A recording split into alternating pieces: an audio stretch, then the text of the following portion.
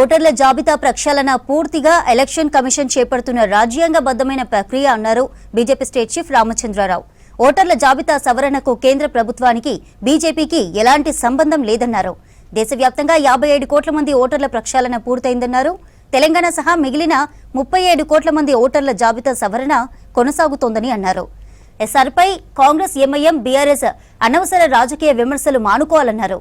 హైదరాబాద్ లో రోహింగ్యాలు, బంగ్లాదేశీల చొరబాటుదారుల పేర్లు ఓటర్ల జాబితాలో చేరకుండా చూడడమే బీజేపీ లక్ష్యమన్నారు.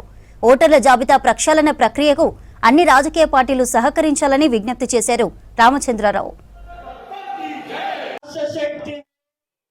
ఎస్ఐఆర్ అనేటటువంటి ఒక ప్రక్రియ ఎలక్షన్ కమిషన్ ఆఫ్ ఇండియా మొదలుపెట్టిన ప్రక్రియ. అది కేంద్ర ప్రభుత్వానికి కానీ బీజేపీకి కానీ ఎటువంటి సంబంధం లేదు. గతంలో కూడా ఈ దేశంలో 10 సార్లు ఎస్ఐఆర్ జరిగింది. ఎస్ఐఆర్ అంటే ఓటర్ లిస్టు ప్రక్షాళన. 2002లో ఆఖరిసారిగా జరిగినటువంటి ప్రక్షాళన తర్వాత మళ్ళీ 2025లో కొన్ని రాష్ట్రాలు, 26లో కొన్ని రాష్ట్రాలకు ఈ యొక్క ఎస్ఐఆర్ జరగబోతూ ఉంది.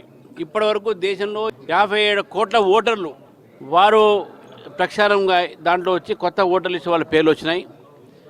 ఇప్పుడు 37 కోట్ల జనాభా ఓటర్ లిస్టుని ప్రక్షాళన చేస్తున్నారు. దాంట్లో తెలంగాణ ఒక భాగం. రేవంత్ రెడ్డి గారు నిన్న మాట్లాడుతూ ఎస్ఐఆర్ మీద వాళ్ళ పార్టీ చేయాలి పని చాలా సంతోషం. మీ దాని మీద మాకు ఎందుకంటే అన్ని రాజకీయ పార్టీలకు BLA1, BLA2 పెడతారు, బూత్ లెవెల్ ఏజెంట్లు పెడతారు.